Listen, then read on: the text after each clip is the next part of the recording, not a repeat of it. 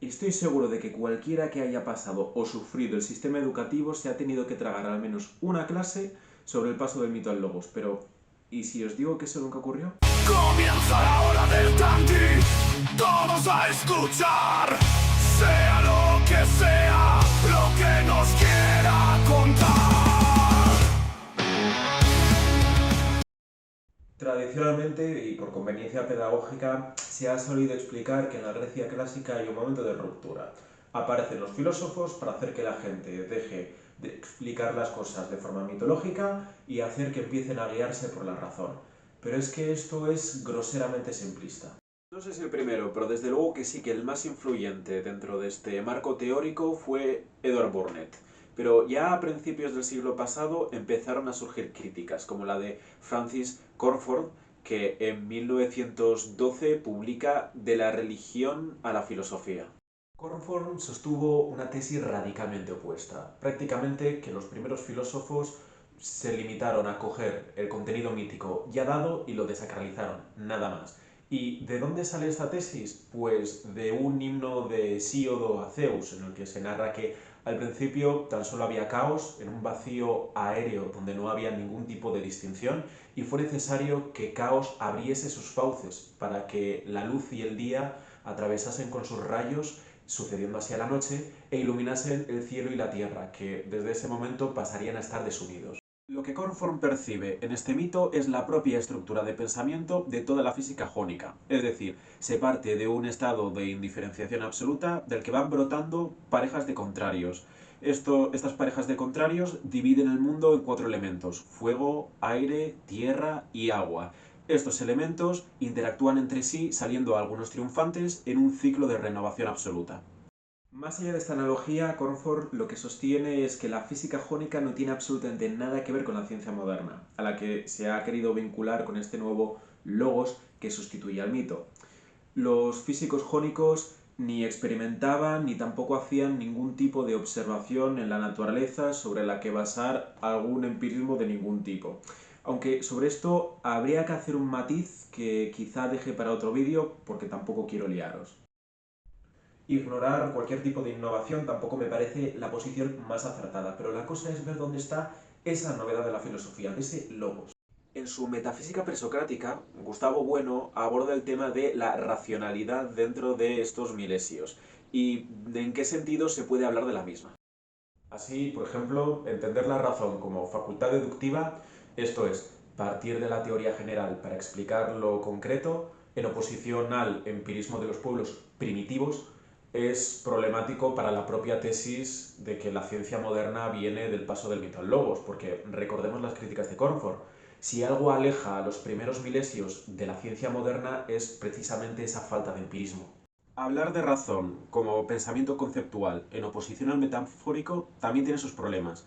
El principio de gravitación lógico de Empédocles es mítico, pero se mantiene en el ámbito de las relaciones lógicas. Se ha llegado a plantear que la diferencia es que las metáforas pasan de ser personales, como en los mitos griegos, a ser metáforas impersonales, pero eso no termina de explicar por qué las metáforas impersonales son más lógicas que las metáforas impersonales, siendo que ambas son erróneas. Tampoco sería correcto hablar de racionalismo tal y como lo hace Farrington, para el que el fundamento de toda la escuela milesia es que el universo funciona exactamente de la misma forma que las pequeñas porciones del mismo conocidas por el hombre. Esto también aplica a la mitología, que interpone relaciones de parentesco entre las estrellas. En Origins of the Modern Mind, Merlin Donald establece una serie de fases por las que pasa la evolución de la mente humana. Estas son, en primer lugar, la cultura episódica, en la que los humanos y otros animales aprendemos a responder a las circunstancias del momento. La siguiente sería la cultura mimética, en la que las personas aprendemos a comunicarnos con gestos y sonidos, aunque no haya lenguaje. La tercera sería la cultura mítica, en la que se establece un sistema unificado de metáforas y analogías explicativas y reguladoras. Y luego vendría la cuarta, que sería la cultura teórica, que se caracterizaría por pasar de un pensamiento narrativo a uno analítico.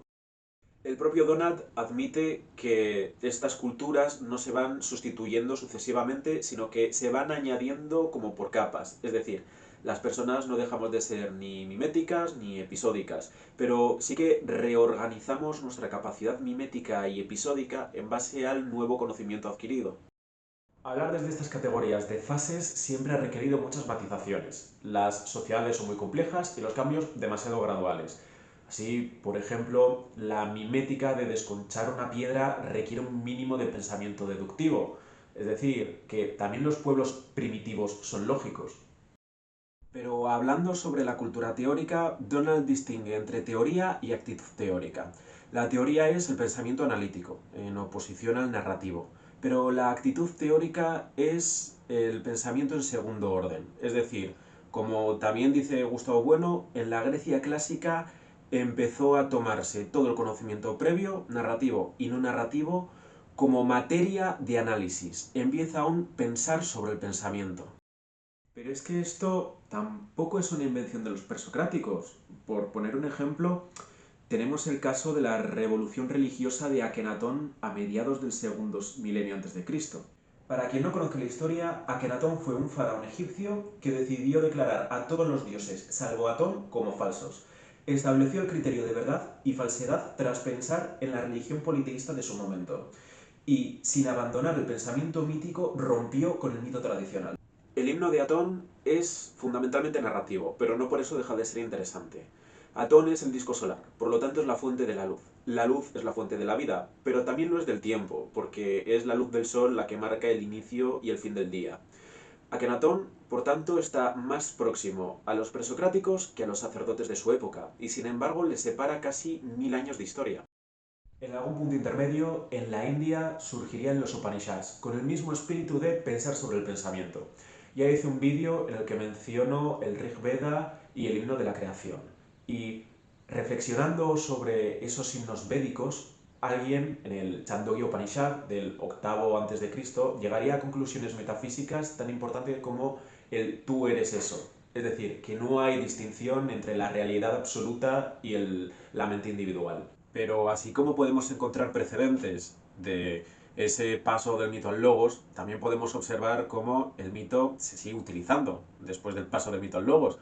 A Sócrates lo condenaron, entre otras cosas, por no creer en los dioses. En el diálogo platónico de Protágoras, el mismo Protágoras le dice a Sócrates lo siguiente: ¿acaso Sócrates se de disfrazar la demostración en mito como cuando alguien mayor le habla a un niño? Y, tras exponer su argumentación, sigue: por tanto, Sócrates, te he demostrado, tanto por mito como por razón, que la virtud puede ser enseñada. El mito, lo narrativo, sigue utilizándose como forma de explicación, porque para Protágoras depende del oyente, pero no hay una distinción entre el contenido lógico de un mito y un tratado, porque el mito permite que lo abstracto se vea, determinado tanto por el tiempo como por el espacio. El propio Platón los utiliza de forma constante, y en el propio Fedón pone en boca de Sócrates algo así como: no sería propio de un hombre razonable admitir que las cosas suceden como las he planteado, pero sí me parece razonable admitir que algo como esto o parecido sucede con nuestras almas.